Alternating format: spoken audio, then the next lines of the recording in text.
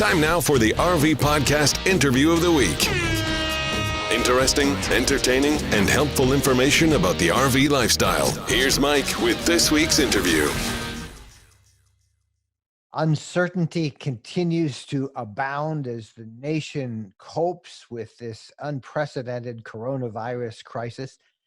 For RVers, the issue has been even doubly confusing because many state campgrounds have either limited or some, like New Mexico, have entirely shut down their campgrounds to camping. What about regular campgrounds? We're going to be joined in this podcast and YouTube interview by Mark Koepp. Mark runs campgroundviews.com. It's a website that has video views of almost all the campgrounds across North America.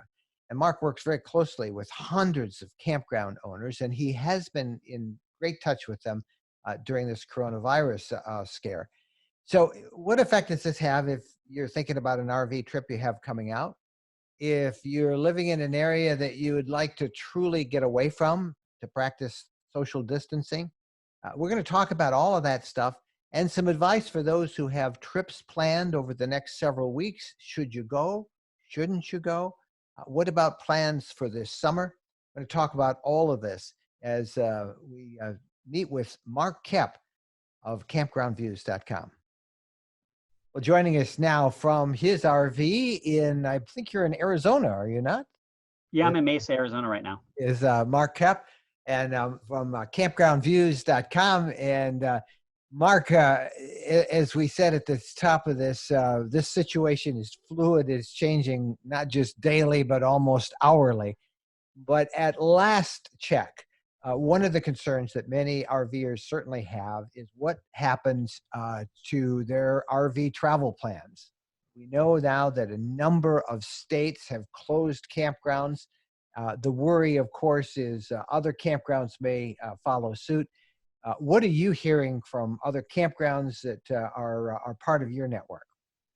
So, yeah, and thank you, Mike, for having me on first off, and thank you for doing what you're doing, spreading the word out there. You do such a great job, so I appreciate it. We talked to a lot of campground owners. We actually run an organization that engages with 1,700 park owners, RV park owners around the U.S., and all the private parks are open unless they're being forced to close for local reasons. They're open, and they're actually doing relatively well. So there's only been a few cancellations, each park maybe one or two because of the coronavirus, but that's actually being flipped over by folks, like myself, that's a full-time RVer. We're going to have to go to ground, right? We're going to have to find a home base for at least 2 weeks, probably longer, where we can stay safe. And so we're starting to see those folks go into these RV parks. So the RV parks are open. They're ready for guests. And in my humble opinion, it's actually a good spot to be, if you're having, community spread, because you can isolate yourself within an RV and be relatively comfortable. Yeah, I agree with you. I think for everything we're hearing is that in terms of social isolation, social distancing, it's pretty good to be in an RV. The concern I think that first folks have is state campgrounds. Many of the state campgrounds have closed. And then the other worry is the concern about certain travel restrictions in various parts of the country. What's are the campground owners' advice to folks who are thinking about moving them from place to place? You mentioned hunkering down for a while.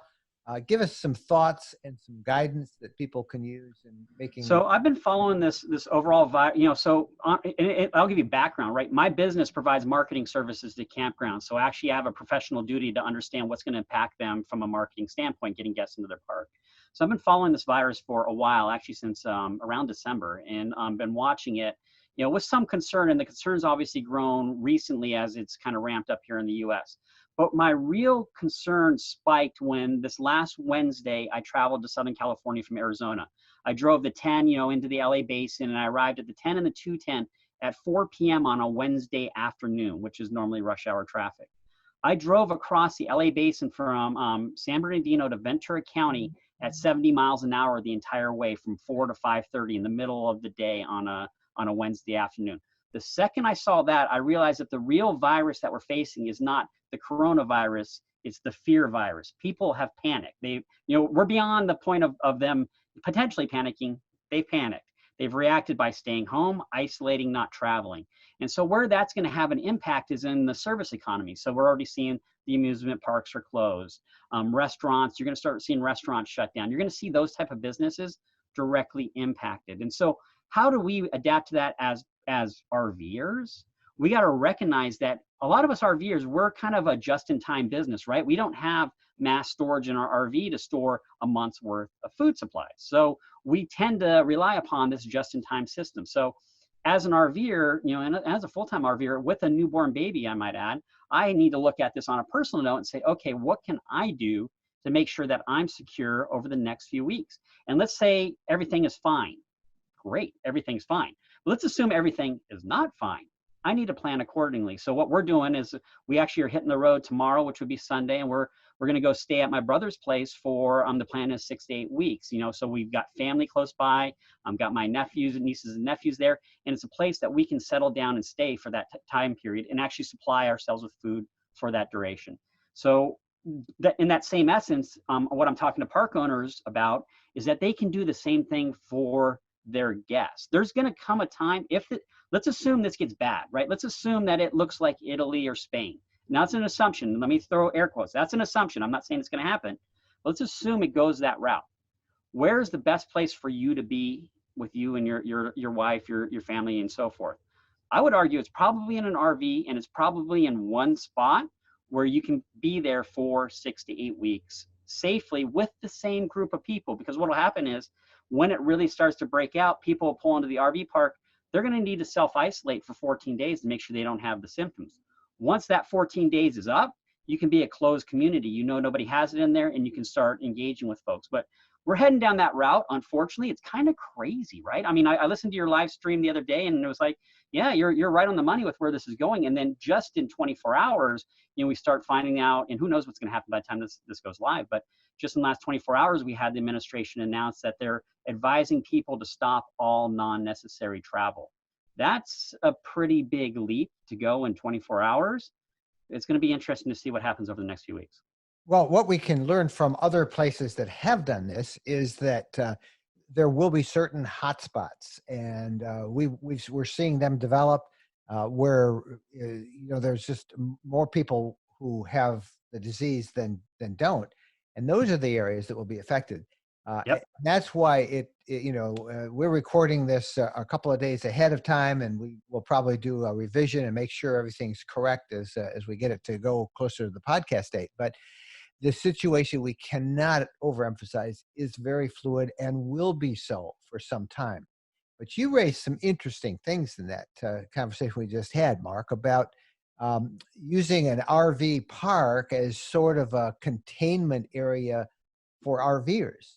If you're healthy, hunkering down there, are park owners amenable to this? And that means perhaps changing some of their rate structure so it's a little bit more affordable for people. Yeah, well, before I came on live with you, I was actually on live talking to the park owners, and I was advising them exactly that. So, a lot of parks, if you look at our industry, I've actually been doing speeches at the different conferences for park owners, talking about how it's literally the best of times to be in this business. I mean, we've seen just massive growth. Lots of people are interested in it.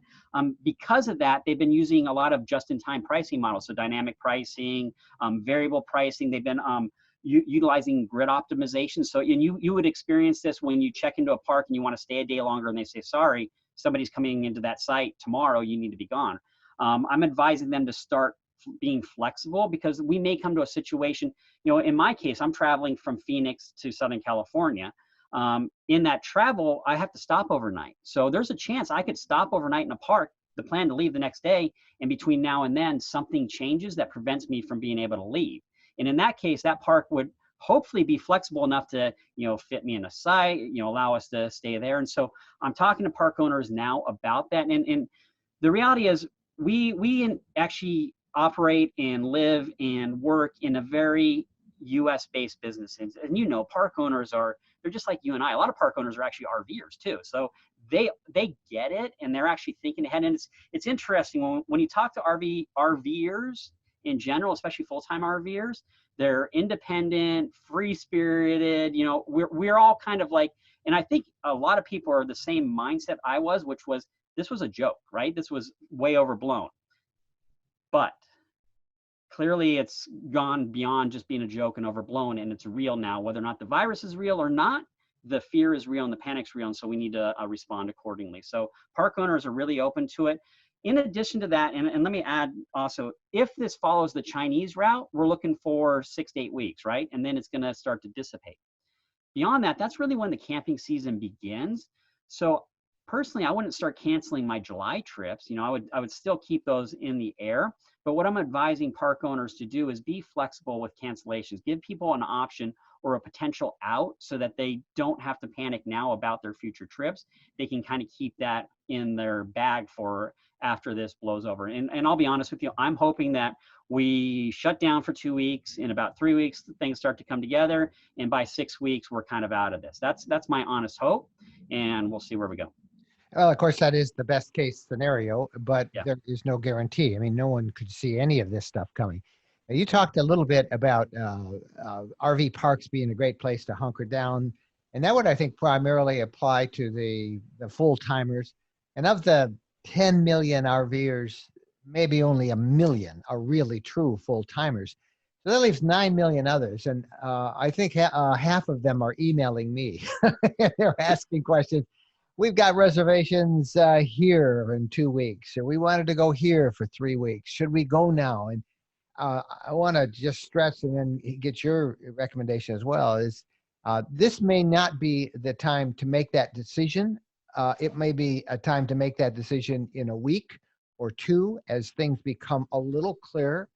But I think it's not unreasonable for people to realize that maybe your best place to stay for a while is home or near home, or a place where you are assured that you can stay for with adequate supplies.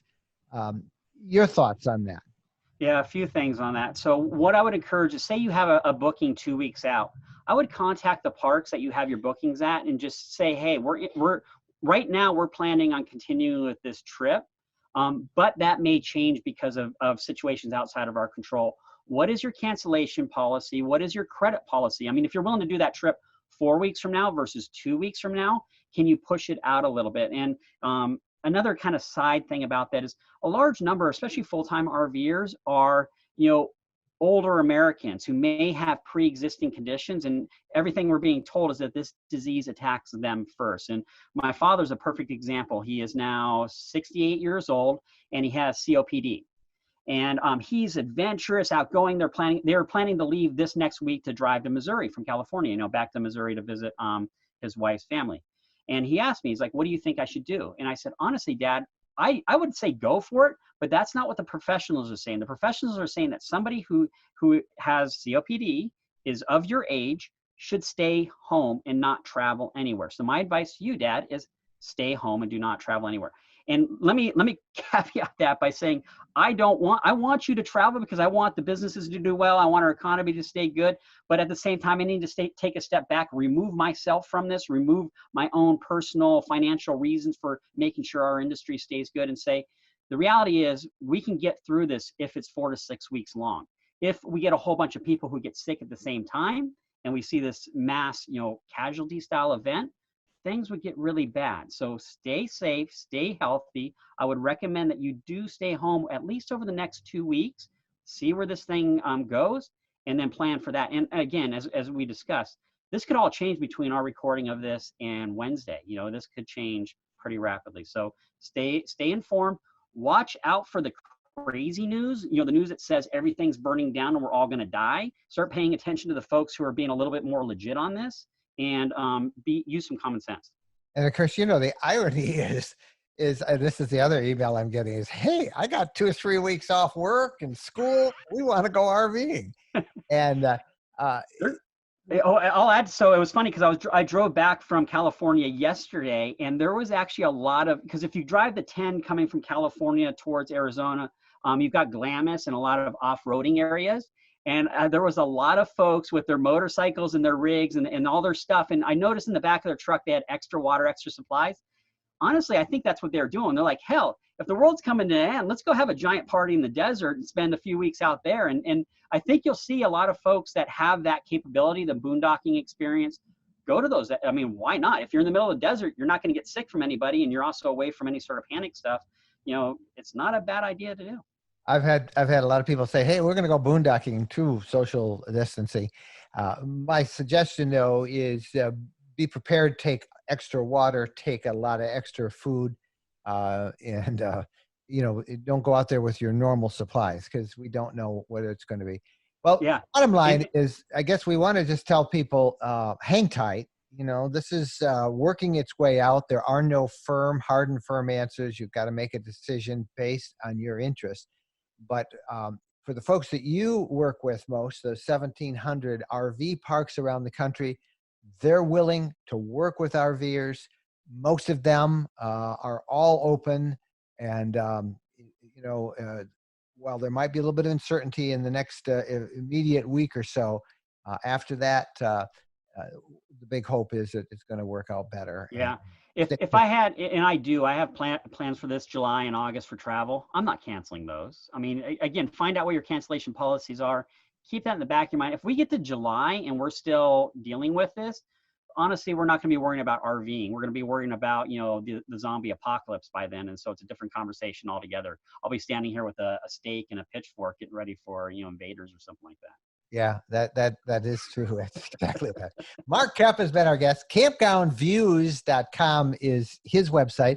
And Mark, we should tell people that if they can't go camping, they can go to campgroundviews.com and they can look at campsites, and maybe that'll make them feel good for a couple of days, right? Yeah, and actually, so one of the things we're going to do, because we're going to be hunkered down also, is we're going to start interviewing these park owners and giving you travel ideas on where you can go. So I know everybody's going to be home kind of planning it out. We're going to be starting to do a few of those videos on YouTube, and I'll share those with you, Mike, and if you can share those with your audience, we'd love it. So if you got a destination you want to learn about, ping us. We'll go find the owners there and hook you up and get you connected with them. All right. Mark Koepp, thank you. It's always a pleasure, Mark. And we'll see you on the road. I know we'll be out there this year. And this is, I think it's still going to be kind of a temporary bump that we all have to get over. And so far, we're getting there. Stay tuned. Be safe, Mike. Be safe to your audience too. Mark Koepp, our guest on this episode of the RV Podcast. Well, thanks again to Mark Koepp from campgroundviews.com. A good discussion. And as we said repeatedly in that interview, this is a very fluid situation. Number one, always choose what's best for your circumstances, in your health, and stay closely tuned to local and national news sources as we still try and sort out the nation's response to the emerging coronavirus crisis, this pandemic now that has gripped the whole world, but it's hitting hard right now in the U.S. and parts of Canada. We hope you enjoyed this video. Would you do us a favor, give us a thumbs up, and don't forget to share it with friends. While you're doing that, subscribe to the RV Lifestyle channel right here on YouTube. I'm Mike Wendland. Thank you for watching. Happy trails and stay safe.